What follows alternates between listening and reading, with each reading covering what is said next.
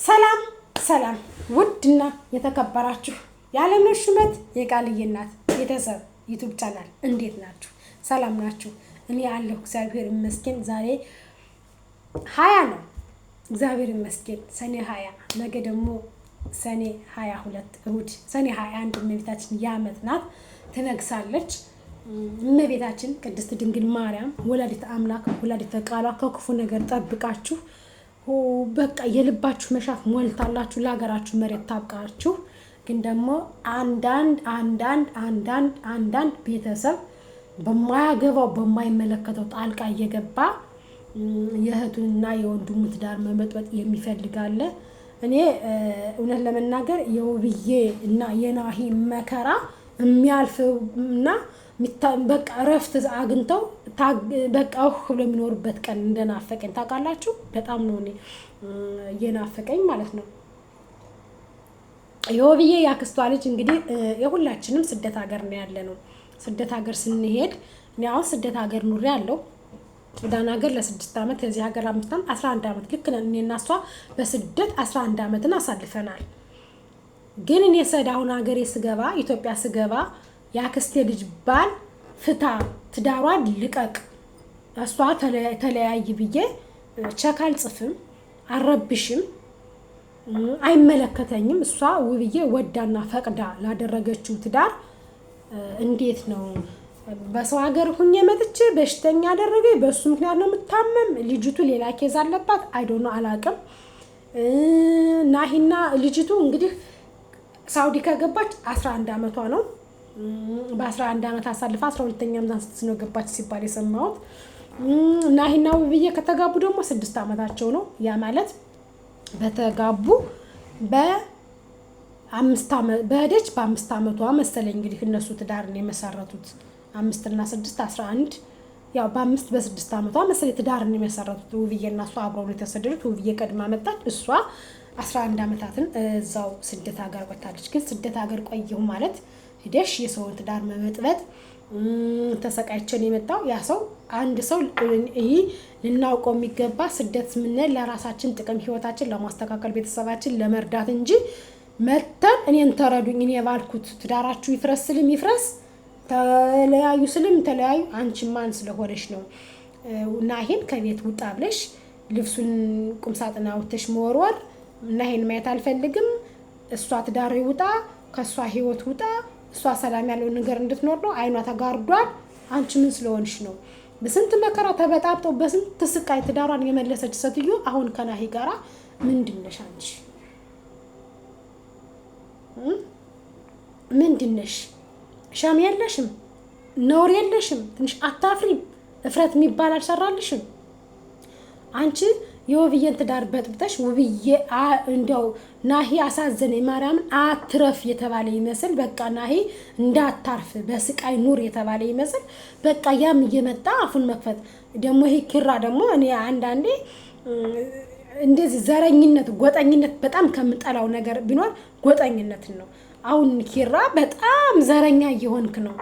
ናሂን ሳትረዳ ከሷ ላይ ሆነ ናሂ ነገሮቹን እንደዚህ ነው ምናምን መጀመሪያ አንቺ ምን ስለሆንሽ ነው? ሳውዲ ነው እንጂ የመጣሽ ነው የዚህን ያክል አንቺ ቸክ ጻፊ 2 ቢሊዮን ካለሽ ለራስሽ ሰርተሽ መቀየራችም እንዴ ለሱ ቸክ ትዳርን ፍታናንካ ቸክ ልጻፍልህ ከሷ ህይወት ውጣ የምትይ ውብዬን እሱ በገንዘብ ነው እንዴ ያገባት? ውብዬ እሱን ገንዘቡን ፈልጋ ነው እንዴ ያገባችው? ሽንት ቤት ጠርገሽ ያመጣሽውን ብርን ካብለሽ ቸክ ምትጽፊለት ምን አይነት ባለጌ ስዳደግ ብትሆኝ ነው እንዴ? አሁን ገና ተስተካከለ ትዳራቸው ወደ ራሱ ተመለሰ ሲባል ከአንቺ ብር ቢፈልግ ውብዬን ገንዘቧን ቢፈልግ መኪና ውሃ የመሰለሽ መኪና ገዝቶ ስጦታ ያበረክትላትም። አንቺ ከመጀመሪያው ባለጌ ነሽ። አንድ ነገር ልንገርሽ፣ ስደት ሀገር ስትኖሪ እኔ አሁን እህቴ አለች ከምገርምሽ ለእህቴ ሳይሆን ስጦታ ያገዛው ለእህቴ ባለው ስጦታ ያገዛው እሱን አከበርኩ ማለት እሷን አከበርኳት እንደማለት ስለሆነ ማለት ነው። ገባሽ? መጀመሪያ አንቺ ስቴጂ ቀበቶ እኮ ኢትዮጵያ ምን ነው በ20 እና በ30 ብር እኮ የሚሸጥ ቀበቶ ነው። ቀበቶ ከፈለክ ለወንድምሽ ለዛውም ለኪራ ያመጣሽውን ቀበቶ እንካ ተቀበላልሽው። አልፈልግም አንቺ 11 ዓመት ተንከራተሽ ነው የመጣሽ እህቴ ካንቺ ምንም አልፈልግም በሰላም መምጣትሽን ብቻ ነው የምፈልገው አለሽ ልጁ። እግዚአብሔር የመረቀው ናሂ ደግሞ ከአንቺ ጋር ምንም አይነት ነገር ግንኙነት ምንም የለውም። ምክንያቱም ከአሁን በፊት እነ ቲጂ መተዋል፣ እነ ፋፊ መተዋል፣ ያልመጣ ሴት የለም። እነ ሀዊ የሚባሉት መተዋል። የነናሂን ትዳር ለማፍረስ ያልቆፈሩት ያልተራመዱበት ድንጋይ የለም። ተራምደዋል፣ አልተሳካም። ውብዬ ጀግና ናት። ቢያንስ አንቺ የአክስቷ ልጅ እህቷ ከሆንሽ ታውቂ ኑሮ የአክስት ልጅ እህት ነው። የእህቱን ትዳር ይመልሳል እንጂ የእህቱን ትዳር ከትናንት ዛሬ መተሽ ለማፍረስ እንደዚህ ደፋ ቀና ቲም የነበረ በገዛ ቤቱ ገብተሽ ውጣ እንደዚህ በልያሽ ሰላሙን አትነሹም የነበረ ባለጌ ሆነሽ ነው እንጂ ማለት ነው። ባለጌ ሆነሽ ነው እንጂ ማለት ነው።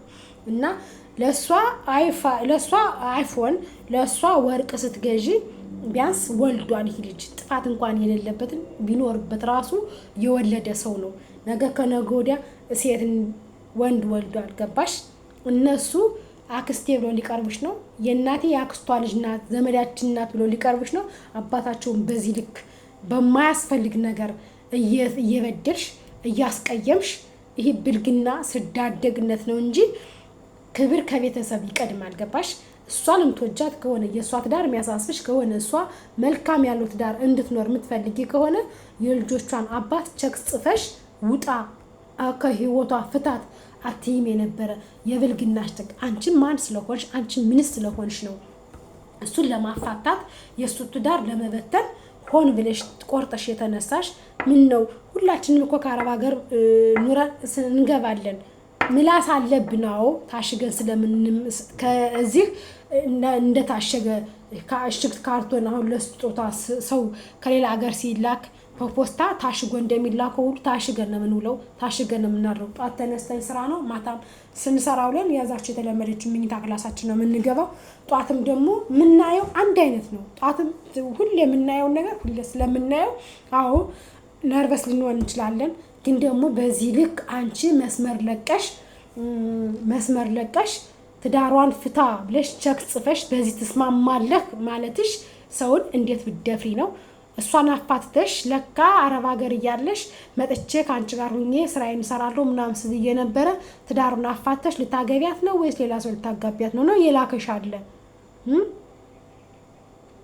ቸክ ጽፈሽ እሷን ከሱ ጋር ለማለያየት ቆርጠሽ ያስነሳሽ ነገር ምንድን ነው? እናት አለም አይደብርሽም? ሸም አይደለም? ነውር አይደለም? ብልግና አይደለም? እኔ በህይወቴ እንዳንቺ አይነት ጋጠወጥ፣ እንዳንቺ አይነት ባለጌ፣ እንዳንቺ አይነት ስዳደግ፣ እንዳንቺ አይነት እኔ እንጃ። ሴት ልጅ ማለት የቤተሰቡን ህልውና የሚጠብቅ ነው። በስደት ሳምንት ገና በ4 ቀን ሳይሞላሽ ናሂን አንደኛ እሷን አንቺ ምን ስለሆንሽ ነው እሷን እንትን ሆቴል ለሆቴል ይዘሽ እስከ ሌሊቱ 6 ሰዓት የምታስመሻት? ባለትዳር ሴት እኮ ከ2 ሰዓት በኋላ ውጭ አትወጣም። ለስለ ትዳር ምን ታውቂያለሽ? ለነገሩ አንቺ እኔ የሚገርመኝ ቅናት ነው እንደዚህ የሚያደርግሽ። አንቺ ባል ስላላገባሽ ውብዬም እንዳንቺ ቁማ እንድትቀመጥ ነው የምትፈልጊው እንጂ ፈልገሽ ነው እንጂ እውነት ለውብዬ አስበሽላት ትዳሯን እሷን መልካም ያለው ህይወት እንድትኖር የምታስቢ ኑሮ ትዳር ፍታ ብለሽ ቸክ ጽፈሽ አትሰጭም የነበረ። እውነት ውብዬን የምትወጃት ከሆነ እውነት ለውብዬ መልካም ሰው ነኝ እወዳታለሁ እህቴ ናት የምትይ ከሆነ ማለት ነው ብልግናሽ አጥር ዘሎ መረን የለቀቀ ነው እንዴ። በገዛ ቤቱ እሷን 6 ሰዓት ይዘሽ መምጣት ለምን ያለ ደግሞ እኔ ቪዲዮውን በትክክል ስለምከታተል ለምን እኔ ልጆች ይዤ ሴት ልጅ ነሽ ባለትዳር ነሽ ለምን እስከ 6 ሰዓት አምሽተሽ መጣሽ ነው ያለው። አንቺን ብትሆኚ በስደት ሀገር ተንከራተሽ ነው የመጣሽ የሆነ ነገር ቢያደርጉሽስ ነው ያለው። ለምን ሲጀመር እሱ እንደ ቤተሰብ ነው የእህት ባል የወለደ እስከሆነ ድረስ ቤተሰብ ነው። ቤተሰብ እንደመሆኑ መጠን ደግሞ እህትና ወንድምሽን የአክስቶች ልጆች ያጎትሽ ነው የአክስት ልጆችሽን ይዘሽ ስትወጪ መዝናኛ ናሂን ናሂ ልበስ ልጆቹ የሚልበሱ አብረን እንናፈስ አብረን እንዝናና ይባላል እንጂ እንደ ህፃን ልጅ ተይዘ ተቀመጠ እህቴንና ወንድሜን ይዤ ነው እምዝናና አትይም የነበር። ይሄ ትልቅ ስህተትና ትልቅ ብልግና ነው። እውነቱን ንገሪ ካልሽ ማለት ነው። ገባሽ? እኔ አሁን ከ20 ቀን በኋላ አገሬ እገባለሁ። ገባሽ? የእህቴን ባል አንተ ከቤት ተቀመጥ እህቴንና አንዷን እህቴን ይዤ እህቶችን እንጂ ልዝናና ነው አንተ ግን ልጆችን ይዘህ ተቀመጥ ልለው አይገባም። ላከብረው ግድ ይላል። እስከወለደ ድረስ አብሮ እስካለ ድረስ ባሏም እስከሆነ ድረስ። ያንቺ ግን እንዴት አይነት መረን የደቀቀ ብልግናሽ! በጣም መረን ማርያምን መረን ልቅቅ ያለ ብልግናሽ! ጭራሽ ቼክ ትስማማለህ? ከሷ ህይወት ትወጣለህ አትወጣም? ልክ እነ ፋፊ ናሂን ጉድህን ላውጣው ወይስ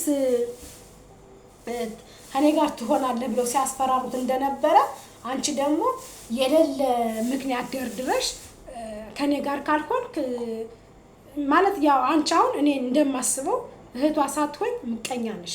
ትዳሯን መበተን ፈልገሽ ነው የእህትሽን ትዳር ልትበትኝ እንጂ እውነት ናሂ ከአንቺ ጋራ ማስረጃ ኑሮት ወይም ደግሞ ምንም አይነት ነገር ኑሮት አይደለም ናሂ ማለት ነው። ምክንያቱም ናሂ አንቺ ያለሽ ሳውዲ ነሽ፣ ናሂ ደግሞ ያለ አዲስ አበባ ነው። በምንም አትገናኙም።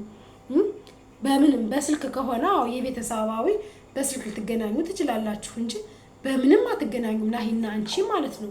ግን አንቺ በቃ ናሂን እንዴት ነው በእናትሽ ጥምድ አድርገሽ የእህትሽ ባል ነው እንጂ ጉባንሽ አይደለም።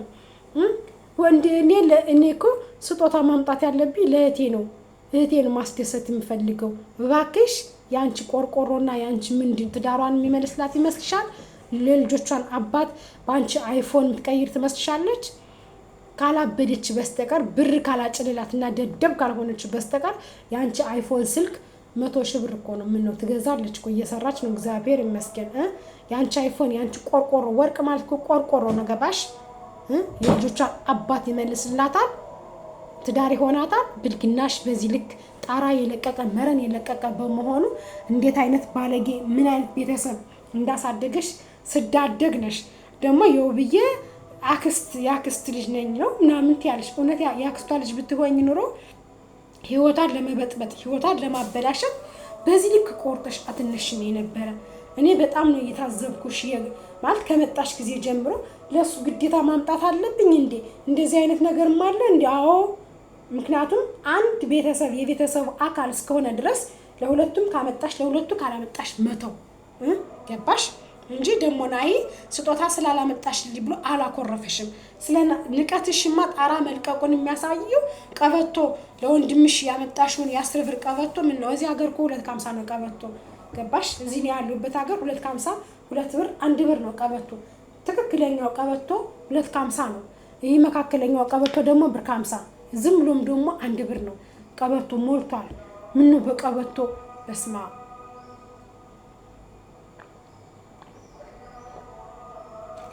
እንደ እህትሽ እንኳን እንደው ብዬ አይፎን ባታመጭለት እንደው ብዬ ወርቅ ባታመጭለት ለሱ አንቺ አንድ ሱሪ፣ አንድ ጫማ፣ አንድ ሸሚዝ እና አንድ ቦዲ ገዝተሽ ብትሰጩ ትልቅ ስጦታ ነው ለሱ። ትልቅ አከበርሽው፣ እሷን ማከበርሻት ማለት ነው። ገብቶሻል? አንቺ ኧረ በኢየሱስ ክርስቶስ አረብ ሀገር ሽንት ቤት ጠርገሽ ላመጣሽውን ቼክ እንካት ያለሽ። አንቺማ አሜሪካና ካናዳ፣ ጀርመን፣ አውስትራሊያ ኑሮሽ ብትመጪ ኑሮ ኧረ በኢየሱስ እንዴ በቁሜ ቅጠን ጠበይ ነው የምትይ። እውነት ባለጌ ነሽ። ኧረ በኢየሱስ ስም፣ ኧረ በፈጣሪ ስም አንቺ ምን አይነት ባለጌ ስዳደግ ነሽ? እመቤቴ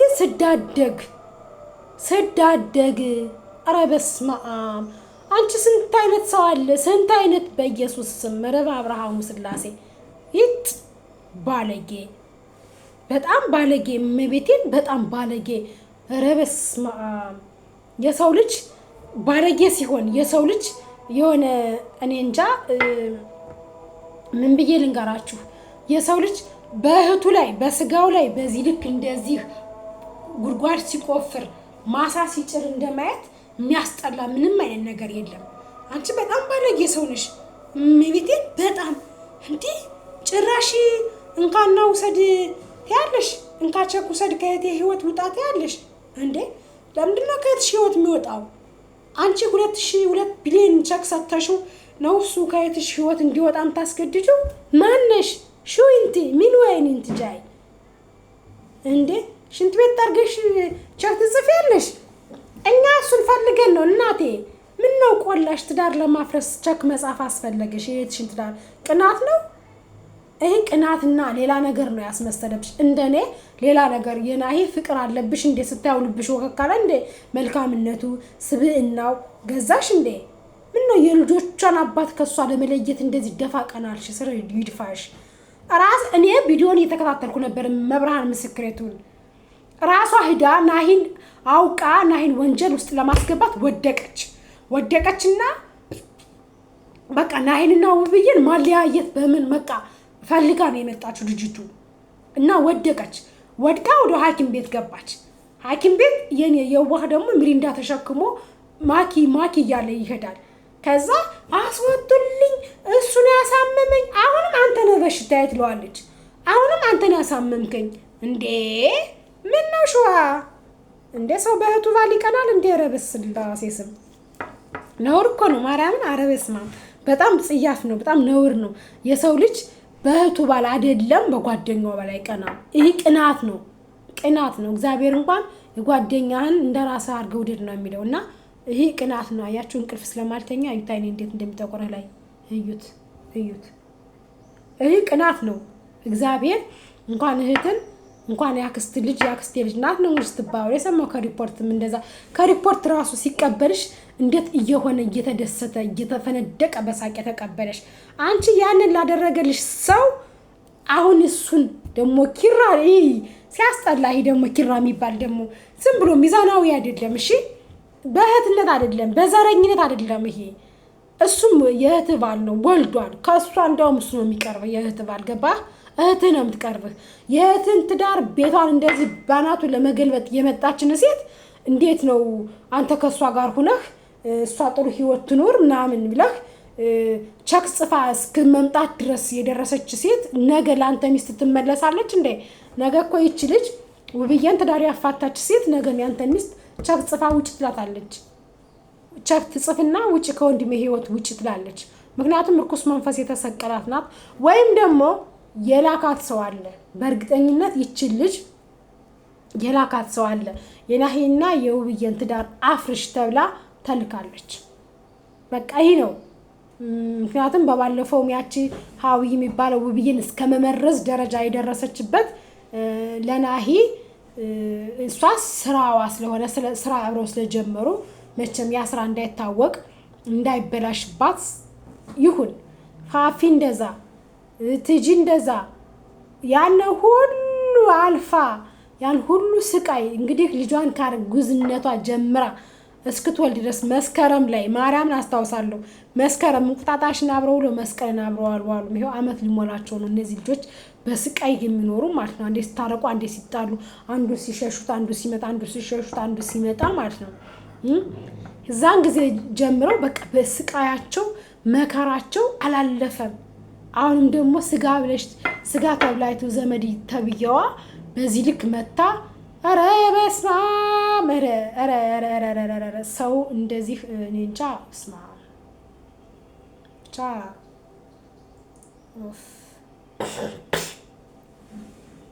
ከባድ ነው። እህት ዓለም ወደ ቀልብሽ ተመለሽ፣ ወደ ራስሽ ተመለሽ። የእህትሽን ህይወት የእህትሽን ትዳር ለመበጥበጥ ደፋ ቀና ማለቱ ላንቺም ትርፍ የለውም፣ ላንቺም ትርጉም የለውም፣ ጥሩም አይደለም። እህትሽ ትጎዳብሻለች። የአክስትሽ ልጅ ናት። በሰው ሀገር ተሰቃይታ ስደት ላይ ተሸዋል። ምን አይነት ድካም እንዳለው ምን አይነት ረሃብ ጥማት እንዳለው በስደት ሀገር ያን ሁሉ ስቃይ አሳልፋ መጣ። ትዳሯን አስተካክላ ልጆቿን ወልዳ እየኖረች እያለ አንቺ ትናንትና መጥተሽ ልጁ ይተውሽ ከህይወትሽ ውጣና የሱ ልጆች እሱን ከህይወቱ አስወጥተሽ ልጆቹ ልታሳድጊ አንቺ ነው። ከዛሳ ባለጌ ይህ ዝም ብሎ አጉል እኔ ነኝ የምወድሽ፣ እኔ ነኝ የማፈቅርሽ፣ እኔ ያለሁልሽ፣ እኔ ላንቺ የማልሆነው ነገር የለም የሚል ሰው እኔ እንጃ በህይወቴ አልወድምም። ማለት እኔ እንጃ በጣም ነው የሚያስጠላኝ።